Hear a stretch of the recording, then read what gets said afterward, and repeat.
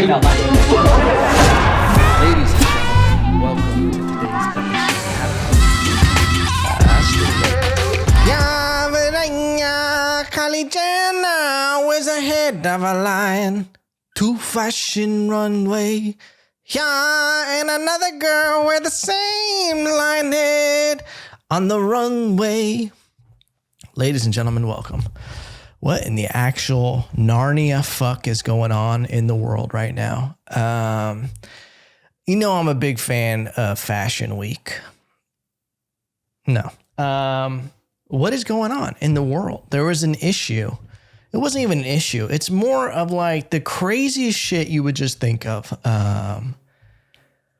Hollywood is such a wild place.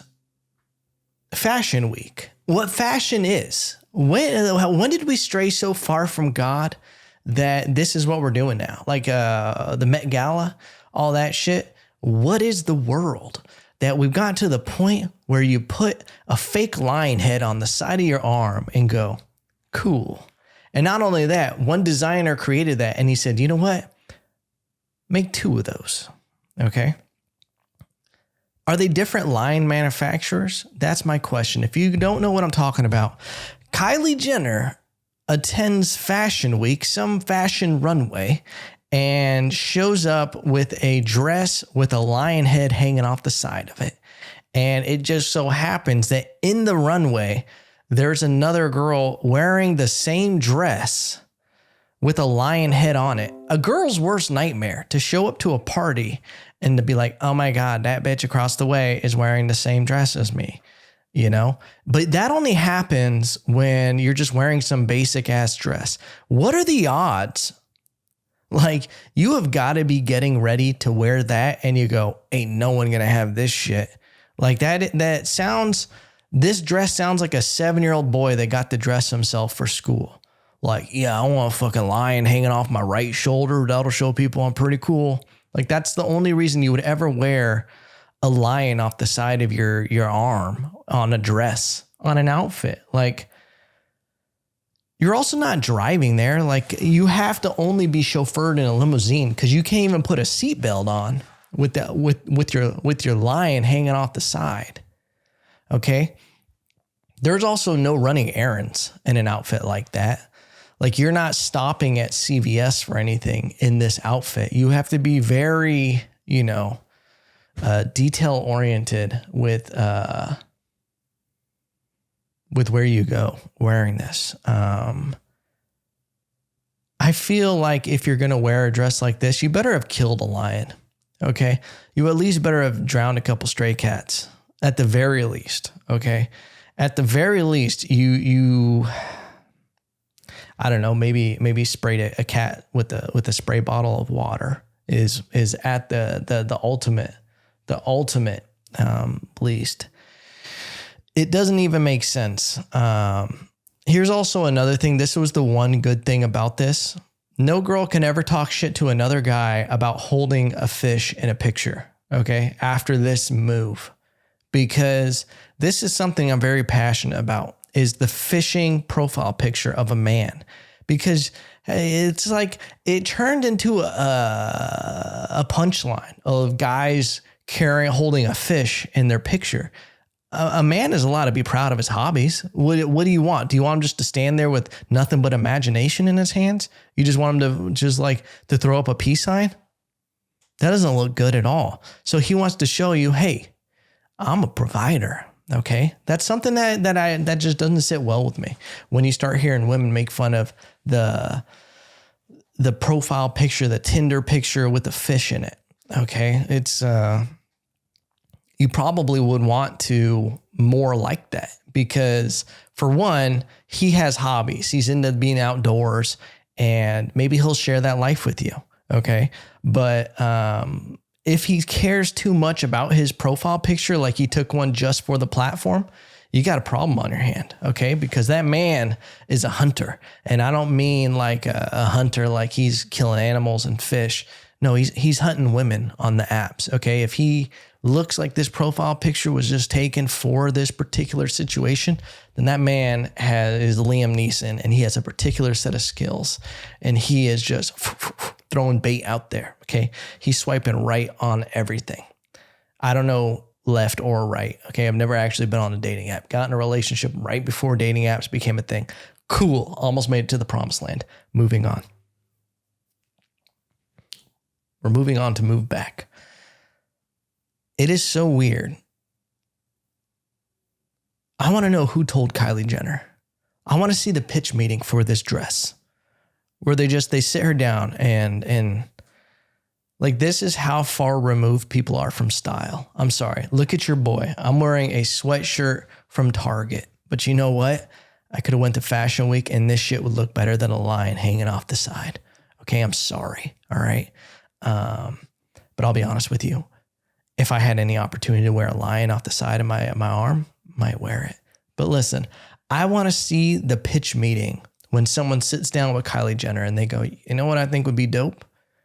If we took, you know, those giant animals in Africa, giant cats, lions, if you will, why don't we just staple one on the side of your dress?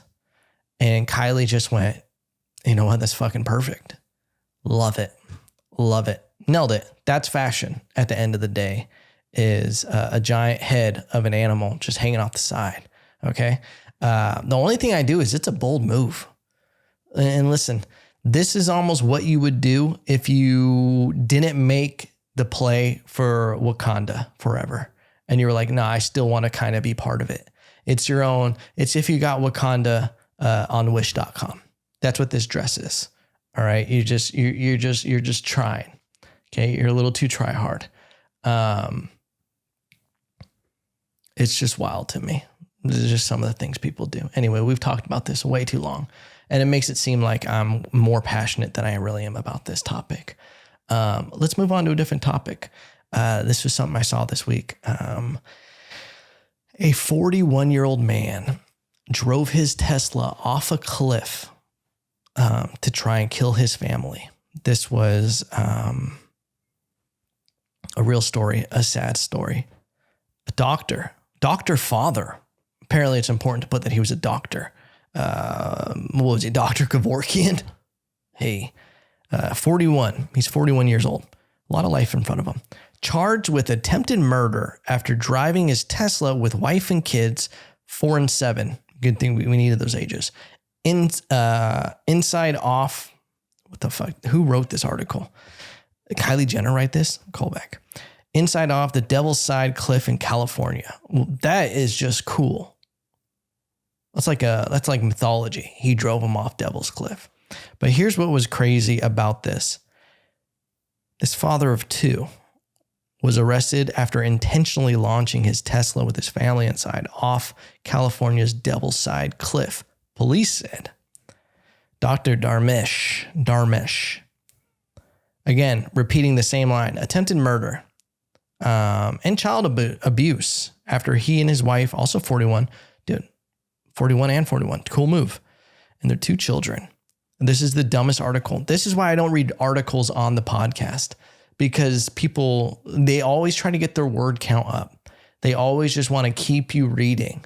They just keep repeating themselves in circles.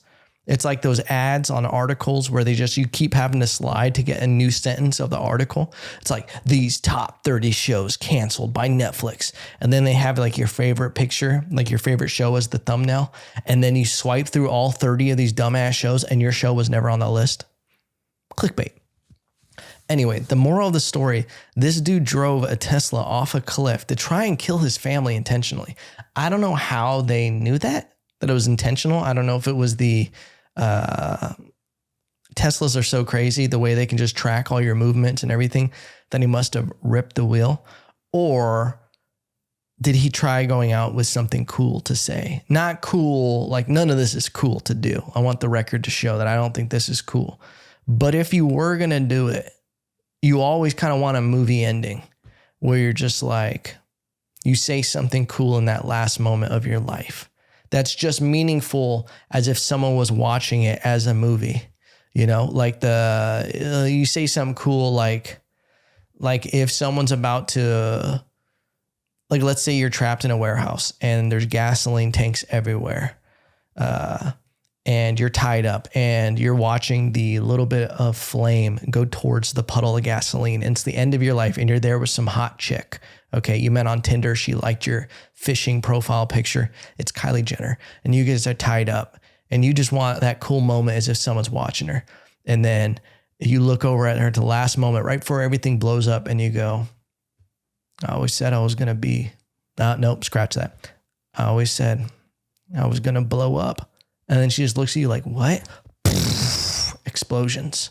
Or you say something cool like, boom goes the dynamite, you know? Listen, put a pin in it. It's just, that is neither here nor there.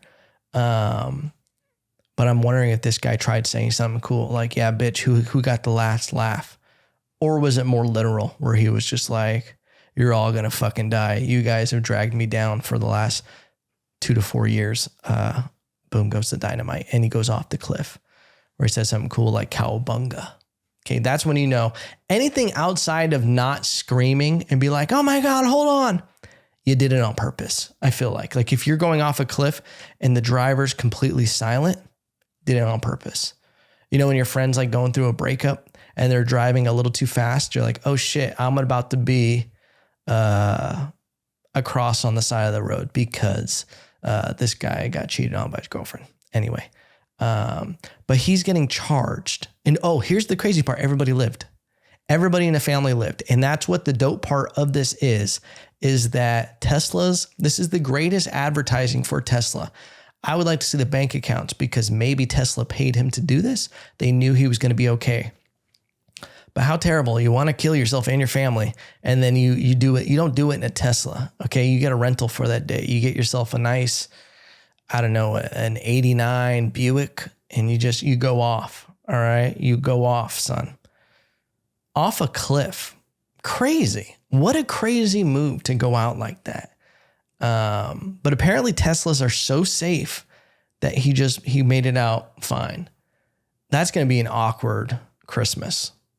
Okay. Now you're in this weird situation where, your whole family knows you tried to kill them. Like, how crazy is that to be those little kids? And then you're just like, I don't need a present from you anymore, Pops. Anyway, we'll move on from that topic. Something crazy that just happened. This is how I realize I'm not smart at all, besides just my general conversations and what I do with my ability to conjure up thoughts. This is why I know I'm not that smart. A radio signal was detected from 8.9 billion light years away. And scientists, basically, this is something that's reaching back over 4 billion years ago. That's what they're saying this means. And that's how it breaks my fucking brain because I don't even know what that means. Researchers say they have captured a radio signal from the most distant galaxy to date. The signal, which had a specific wavelength called the 21 centimeter line, is helping answer questions about the early universe. The radio signal captured by the giant Metro-Wave radio telescope in India. Science study, the Indian Institute of Science studied the signal and found it was emitted when the universe was 4.9 billion years old. It's equivalent to look back in time of 8.8 billion years. This is where the stupid part of my brain comes in, is because this was emitted so far, like time in the past, but it doesn't even make sense to me. I don't know how the universe works. Okay. I don't know about wavelengths and radio lengths. All I know is that I'm dumb. Okay. But here's also the other thing. They're like, it can't be aliens. I'm like, well, where did this come from? 8.8 years ago, 8.8 billion years ago. What are we talking about here?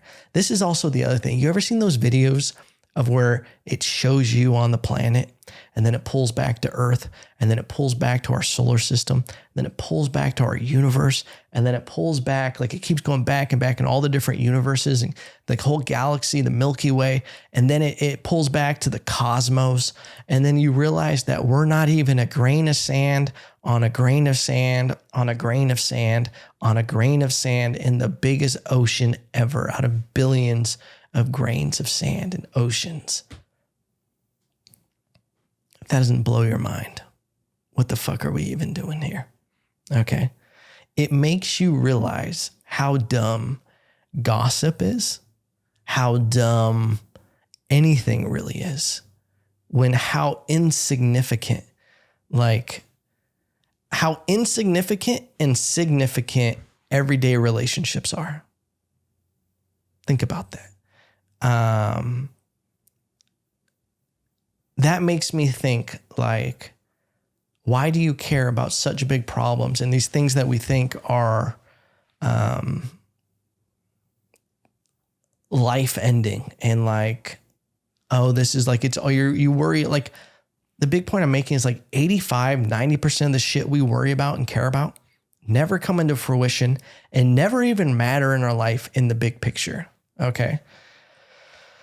And when I say it's the most, like, it makes relationships significant and insignificant, is like, what is the significance other than our relationships, other than like building a tribe and enjoying your life? Because it sure as shit isn't about money. It sure as shit isn't about selfish achievement. But like, what are we doing it all for? What is the meaning of life? That's the only reason I have this podcast, is discuss the meaning of life with 8.8 billion-year-old signals. Okay. I'm sorry, ladies and gentlemen. I don't know. I got lost in my own time loop, in my own rabbit hole about space. And what does it all mean? Aliens, are they real? I would just love for aliens to show up, is what I'm really getting at. Okay. I would love just to figure it out a little bit. All right. I would love aliens to land, and watch this be foreshadowing for the future of when everything went wrong. Because do we want aliens to help correct us? Like, what do we want aliens, if they landed, what would aliens even really do? What would they say? Would they be like, hey, you guys have so much corruption at your top end, we're going to go ahead and enslave you, and then we'll correct this it's for the better good. And then you start saying shit like that. There's going to be people protesting. We're going to have a lot of passionate Americans. We're going to have a lot of passionate humans. People are going to rise up. It's going to be like, I'm going to be honest with you, right? As soon as things split up and we go, it's like the North and the South, I'm going Team Alien. I got to be real with you guys. I'm probably switching sides. I have a big head. My initials ET, that stands for extraterrestrial. I've always kind of had a thing for aliens. Beowulf, you can't just stand up in the middle of a podcast. Dude, my dog ain't having this alien talk. She went by the door. She's out. She's out with all this. She's like, you've gone too far. You're too far out there. It is wild though. Dude, I bet if aliens landed, they're going to watch the video of Kylie Jenner and they're going to be like, oh, these are terrible people. They just strap the heads of animals on and go to parties and fashion shows with other people with lions' heads on. I feel like if that would be the weirdest thing that ever caught on, why is there never... Wait, hold on. Is a girl wearing a lion head on the side of her dress the equivalent of a guy calling himself a beast in the gym? Like, is that Kylie Jenner's version of going beast mode? Just wondering. Is Kylie Jenner the equivalent of a fuckboy? Okay. And listen, I'm going to get into some offensive area because Kylie Jenner is a very successful businesswoman. Okay. She is the Elon Musk of the female entrepreneur world. All right. Groundbreaking makeup, apparently. I just want to know the people who saw the dress and were like, yes, queen, that shit is fire, you know, because I think we should get rid of those people. I think those people should be like launched into outer space. That's all I'm saying. That's just my opinion. Those people should be, for the future 8.8 billion, they should be a wavelength of hearing just no going by. I'm just putting that in the bucket. Okay. But yeah, crazy stuff, ladies and gentlemen. The world is in such a weird place with so much stuff. I was seeing online that they were going to do this thing where they were going to start freeing the nipple online, but not for what you think. Not like, oh, girls can now show nipples, which I think is a weird move. If I got to be real with you, it's a weird move. If we just let porn happen to social media. Obviously porn is already all over the internet. It's got to be the biggest. Porn has to be the biggest thing on the internet, right? But it's a crazy move if we release the nipple on social media. OnlyFans is already dominating social media. That link tree, gotta get that link tree going. They want to free the nipple, but for trans men. So if someone gets an operation or something like that, you're allowed to show your nipples on social media. But how are they going to regulate this? Okay. Because I'll be honest with you. The stuff that is already on social media, sometimes I'm flabbergasted that I get a lot of my stuff reported and taken down when I'm just posting jokes with not really any cursing, but it's apparently it's offensive to someone, but then it's you literally can just be selling sex on social media. What are we doing here? We're getting into a weird place. There's a great quote, and I think this mental health is so hot right now.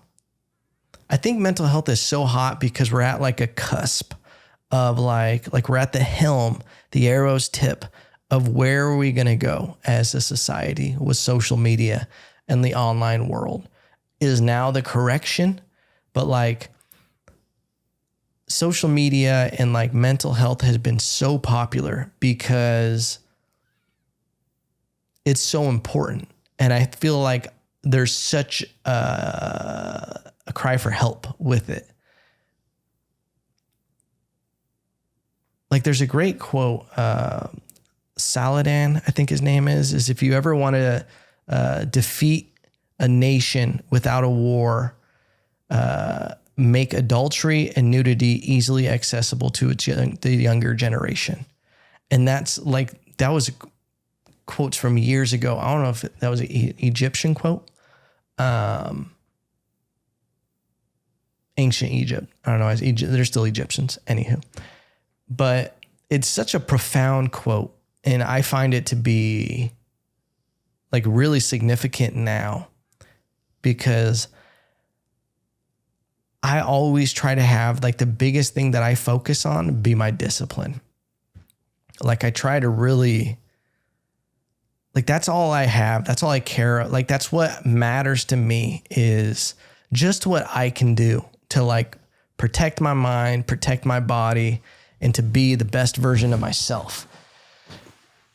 It seems after a certain point, money doesn't matter. It can get you comfort. It can get you experiences. I want to make a significant amount of money to where my life is good and I have safety and I have peace of mind and I can experience great things in my life. But what the most important things is being able to control my mind and to be able to control urges in all senses of that, I look at temptation not as sex or something like that. I look at temptation of even the draw to just go on my phone, the draw to take an easier route. Okay, I'm gonna check this. My phone has a huge draw on me and in control. And it's because of that, I put in these parameters. I've talked about this ad nauseum about, keeping my phone in a different room when I sleep. I don't go on it first thing in the morning. I try not to be on my phone until 10:30 a.m. And by that time, I've already woke up, I've already journaled, I've already read, I've already done 30 minutes of stand up, just straight working on it. I've already worked out, taken my dog out, and showered and got ready for the day. So by doing that, I've beat that urge. And not only that, I've got all of these things achieved and momentum going in my day that I can just keep riding that momentum.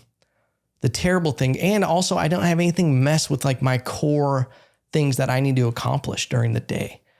I've checked off all those big things. Working out, check. Journaling for mental health, check. Getting smarter and trying to learn something from reading a chapter of my book, check. Taking my dog out, getting some sunlight. Shout out to Andrew Huberman. Check. And then working stand up for like 30 minutes. I'll set a timer and I'll just write and I'll perform. Like I'll just go work on bits, whatever it is.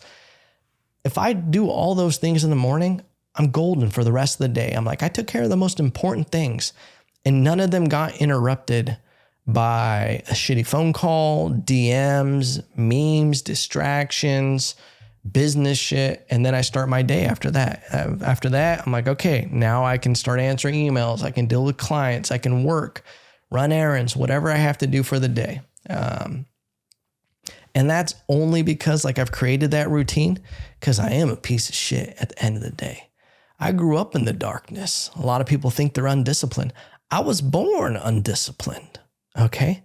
Your boy was born with no schedule at all. I was homeschooled, but I say I was homeschooled very loosely.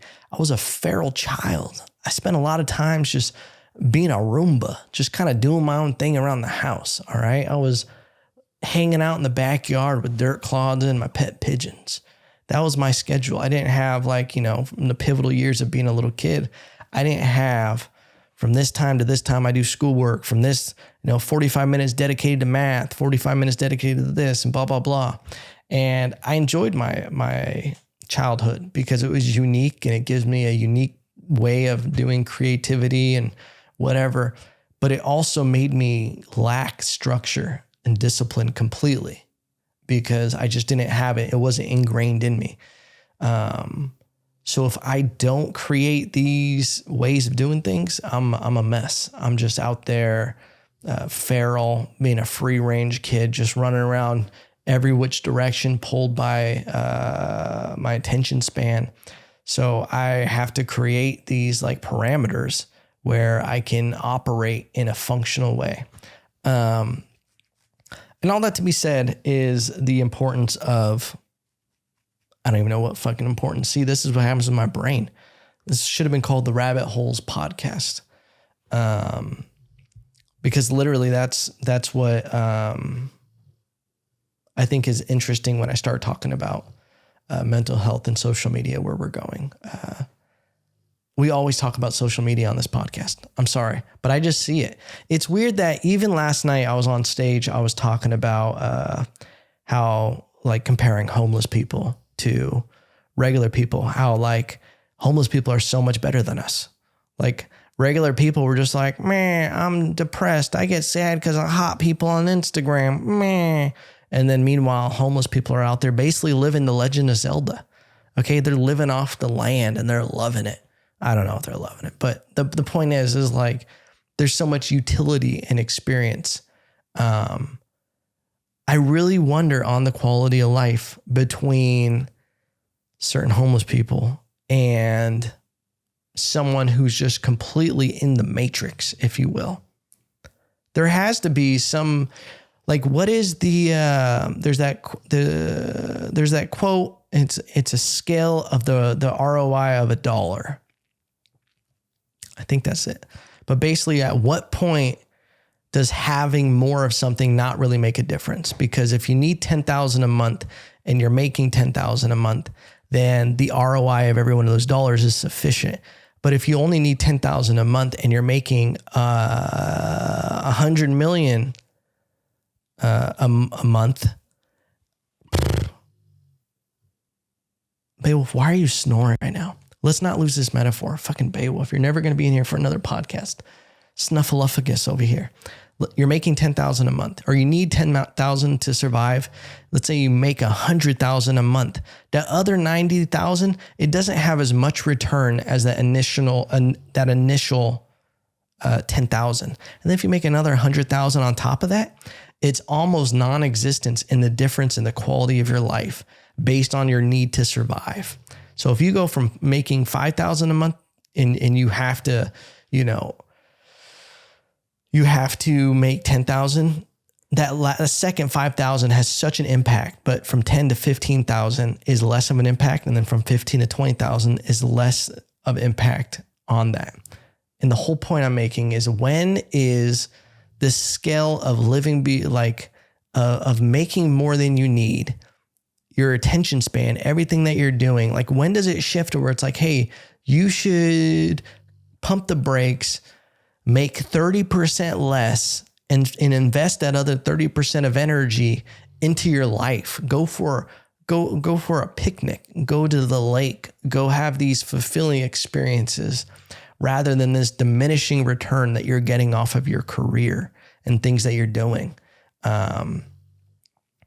I wonder, what is and you want to bring this all the way back again to the meaning of everything. If everything's so insignificant in the sense of the grand scheme of the world, is what is life really about at the end of the day? It's fulfillment, it's happiness, it is doing something good. While I talk about the insignificance of life, there's such a significance you can play in the world if you look at the world as an extension of you. That's one of the great things of when you look at creativity and art and just being a good person in the world, is I get a lot of joy from just helping other people. It's one of the greatest things you can do. And it's almost like a trick because you feel so good from it. I really enjoy helping other comedians. I've never turned down someone's request to ask me about video, anything like that. If I can help someone with just information and they came to me with a question, I'm going to help them. I got a lot of people DMing me, asking me for video advice and blah, blah, blah. And I love it because I look at my impact as an artist, as a creative person, it's going to be very minuscule in the picture of who I am. Let's say I achieve big things in my life. I have a Netflix special. I have just a successful comedian, filmmaker, whatever I'm doing, I have success in my own little world. What does that mean? Maybe I gave fulfillment and joy to a few people, and I'm able to be blessed enough to survive off of what I love to do and have a great life. That's all great, but that's all me. But it's if I can go look at the world as an extension of me through how I can help other people succeed and be successful, help other people succeed and be successful, because those are two different things.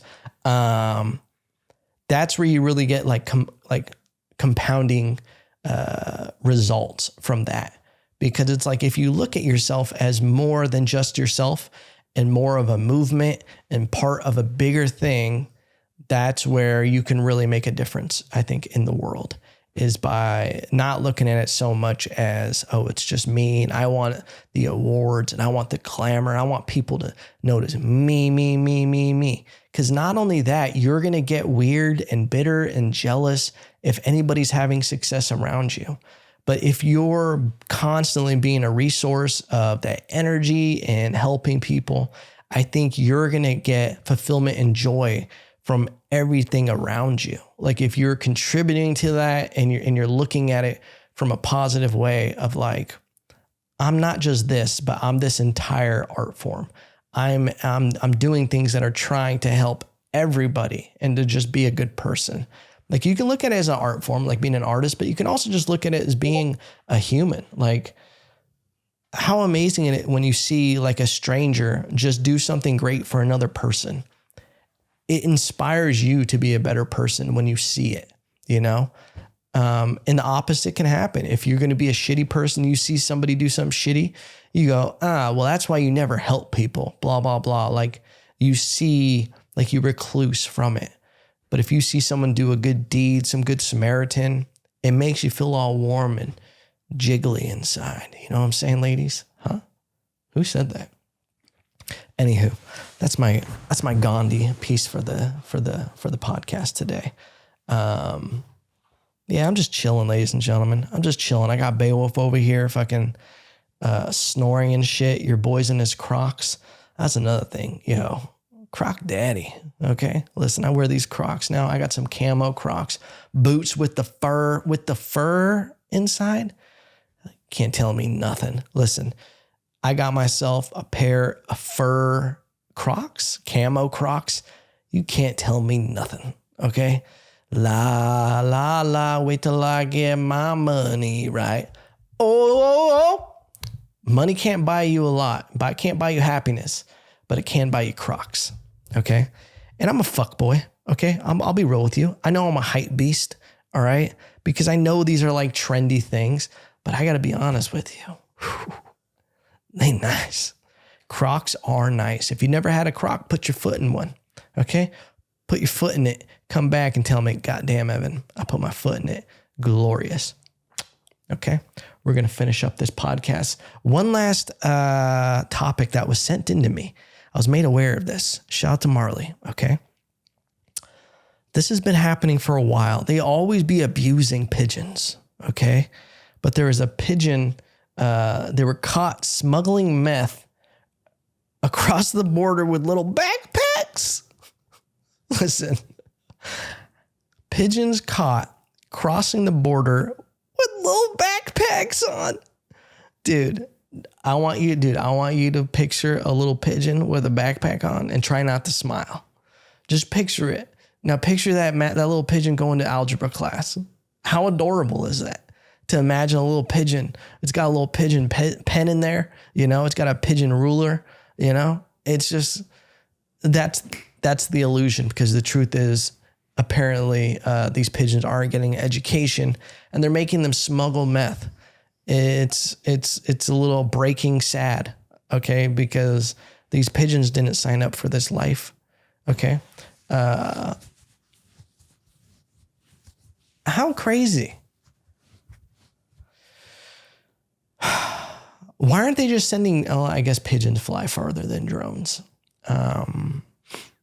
Listen, it's a dark world when you got pigeons smuggling drugs. We've talked a lot about messenger pigeons sending messages. Do you think they ever sent like grenades with pigeons? Like you got a buff ass pigeon and they're like, yo, send a grenade over with this one. Sorry. It's a wild world that we live in. Okay. Like, are you at least feeding these birds well? You think these pigeons know that they're outlaw birds? It's not a good thing. It's not good for the pigeon psyche. It's not good for anybody involved. Yeah, it's crazy. It's just crazy that we're doing that to pigeons. All right. You know how I feel about pigeons. Listen, there's some people, they take it further with pigeons than me. There's a page I follow on social media. What is the name of this?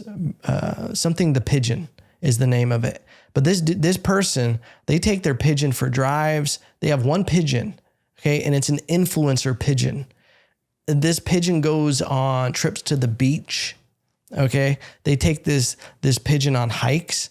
It's the dopest thing ever, this pigeon on Instagram. I'm going to find it for you real quick because it's fascinating. It's fascinating that people would do this with their pigeon. Damn. I can't even find the pigeon. Oh, Peeper Mouse. Yo, shout out to Peeper Mouse. Go look up Peeper Mouse on Instagram. It's the craziest shit. This dude flies with his pigeon everywhere. It's a beautiful pigeon, okay? Some people look down on pigeons, okay? They think that pigeons are the Wish.com of a pet bird. But listen, pigeons are great pets. Pigeons are so smart. They like to cuddle. Okay. They have personality. They got fight in them, dude. You ever seen a couple pigeons go at it, just clashing beaks? It's brutal. They get aggressive. All right. But this pigeon, Peeper Mouse, just living the best life a pigeon could ever have. It's fascinating because they'll take this pigeon to the beach. The pigeon goes on more vacations than I do. Okay. It has more experiences and more fulfillment than the average American. All right. And the great thing is Peeper Mouse doesn't even know about the internet. It's just out here living and we're just, watching through its lens. Okay. It's a beautiful thing. Shout out to Peeper Mouse. But ladies and gentlemen, thank you for listening to this episode. It was a long one. I started losing my voice. I got to go do stand up right now, but I just want you guys to know I love you guys and thank you. Shout out to Kylie Jenner in your weird dress. Shout out to everybody we talked about in the episode. And remember, no matter what, I still love you.